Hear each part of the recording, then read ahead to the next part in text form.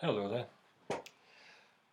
Over the past year or so, we've seen a lot of people getting very upset over statues of historical people who they now find offensive. And in some cases, people have damaged these statues. And at least on one occasion, I've seen they dumped a statue in a river. Now, I am not the kind of person who would do that sort of thing. But there is one statue that I really do not like,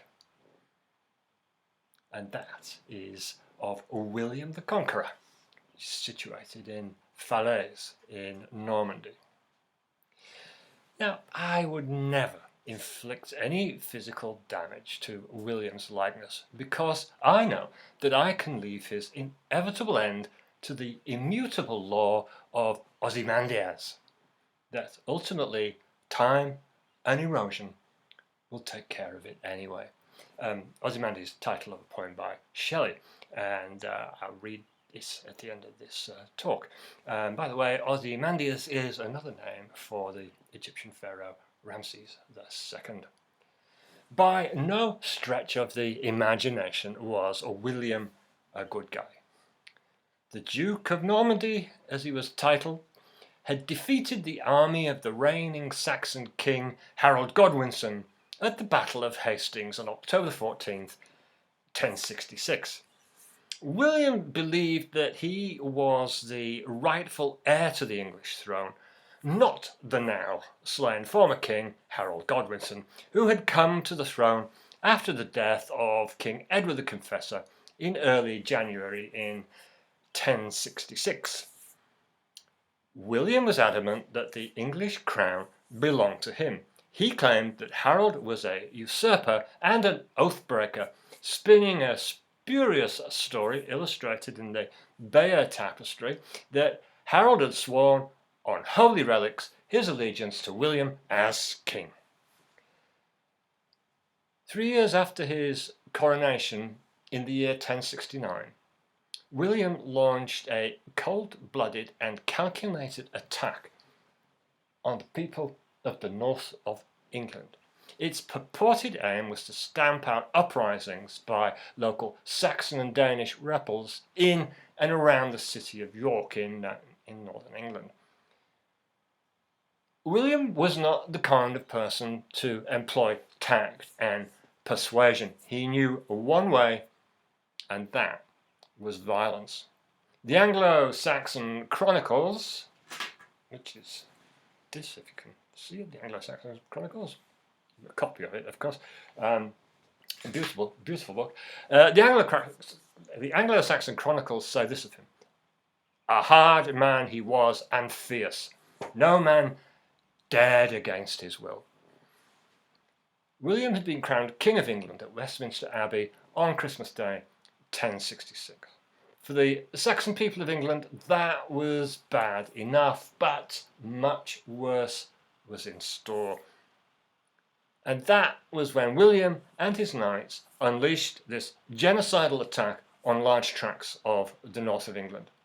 They laid waste to the land, slaughtered livestock, burned pasture, and murdered or otherwise condemned many thousands of people to die slowly and painfully of starvation, including children.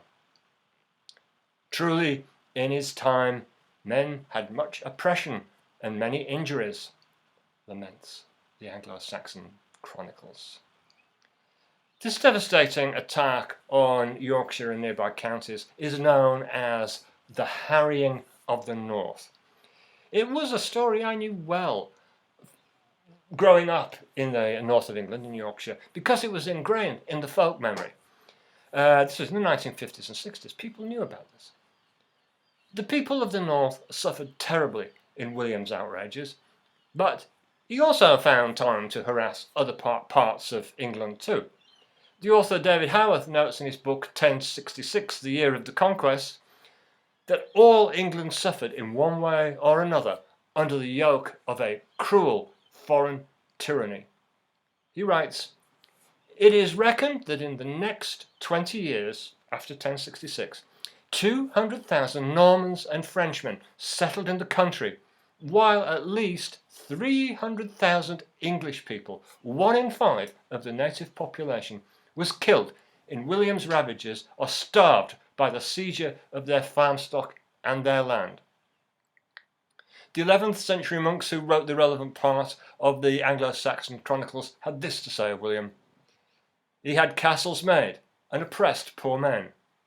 The king was very hard, and took of his underlings many marks of gold, and many more hundreds of pounds of silver, that he took by weight unjustly from his people for little need.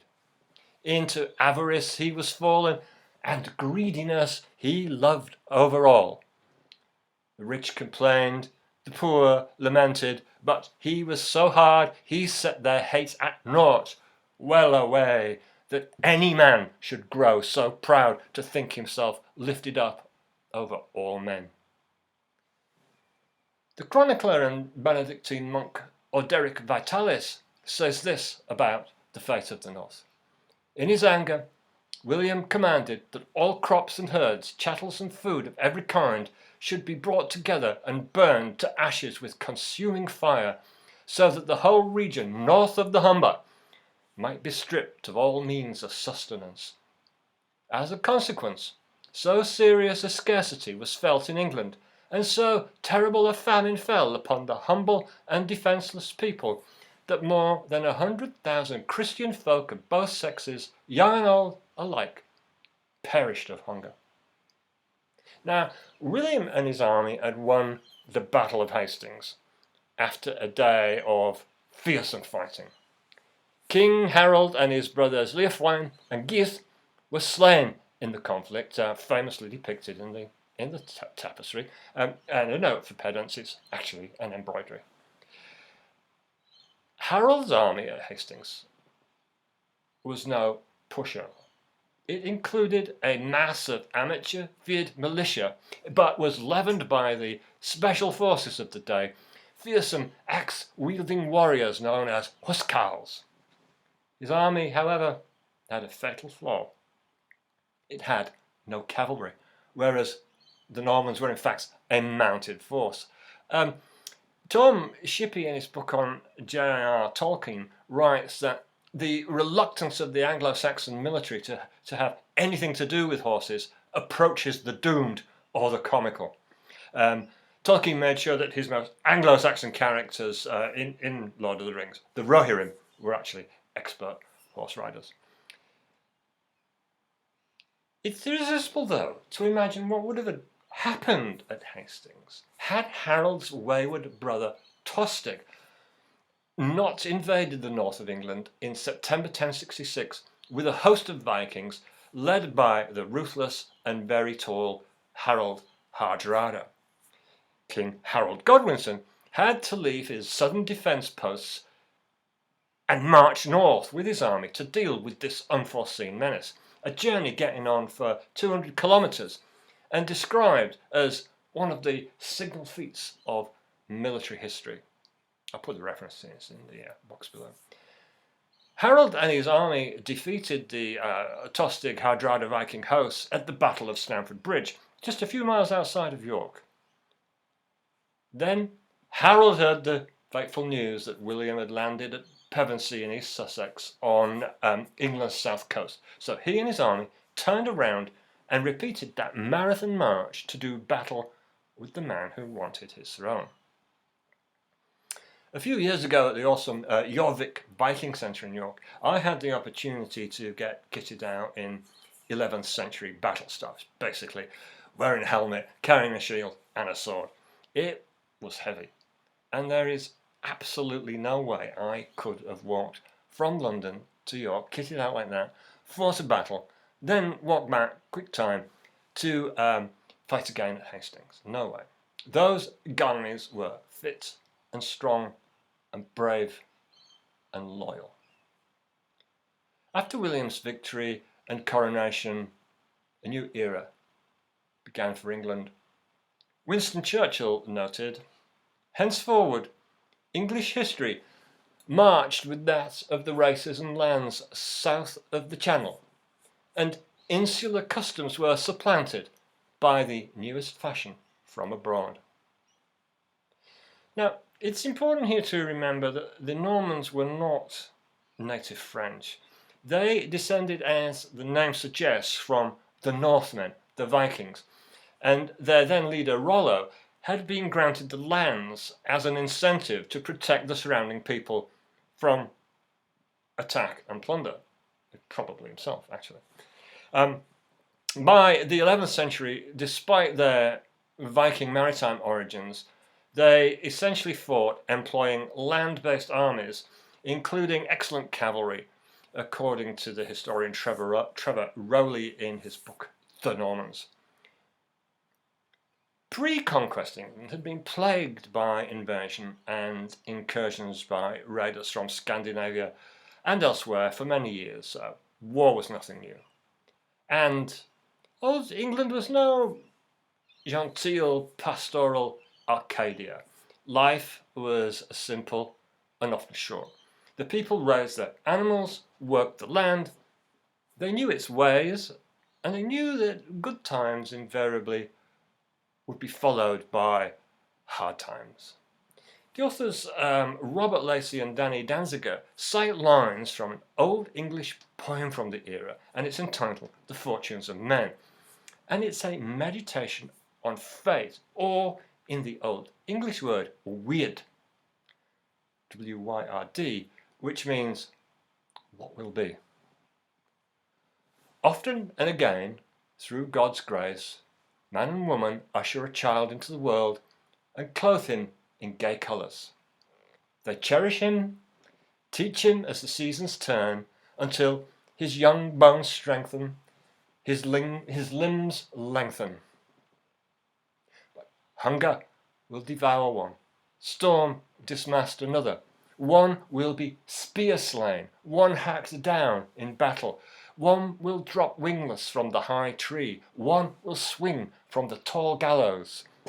The sword's edge will shear the life of one, and the mead bench some angry sot soaked with wine. His words were too hasty.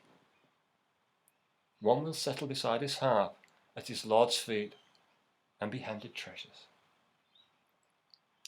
The primitive church was a comfort and help. People believed in the power of relics, the capability of saints, and experienced the comfort of sacral ritual. The Saxons as well wrote some great epics and poetry, including Beowulf, The Wanderer, and The Seafarer. The author J.R. Tolkien, as noted before, was profoundly influenced by this literature in his creation of The Lord of the Rings, and as I've said, I think the Rohirrim were based on the Saxons, although, as I said before, Saxons did not ride horses into battle.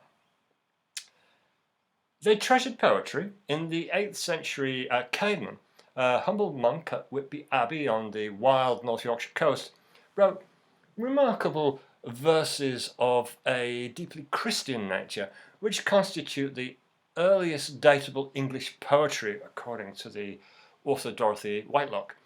And in law, surprisingly, the Saxon codes were concerned to shield women against the hazards of life in a rough, male-dominated society, say authors Lacey and Danziger. If the epic poetry of the time embodied the aggressive male ethos of the warrior band, the law codes stood for the opposing rights of the physical, frailer sex, they say. Now, long before Antonio Gramsci became a Marxist, William the Conqueror knew all about cultural hegemony. Maybe he even invented it. He's conquered the land, he's brought the subjugated people under his thrall and asserted his authority through new laws and codes and violence. And then, in around 1086, he decided it was time to count and perhaps then expropriate everything that everyone else possessed. He wanted to dominate the culture by ensuring that he owned it, and conversely by demonstrating to the native Saxons that they owned next to nothing and were powerless. And so William bequeathed to us what is known as the Domesday Book, a record of everything that anybody owned in England. He sent his men all over England into each shire to count and collate what everybody had. So about 20 years after the Battle of Hastings, around 1,000 individuals held their land directly from the king. A mere 13 of those 1,000 were English. Domesday therefore reveals cataclysmic change to the composition of England's ruling class, with Normans replacing native lords in almost every village and hamlet, whereas in 1066 there had been several thousand middling thanes. By 1086 half the land in England was held by just 200 Norman barons, writes the author Marc.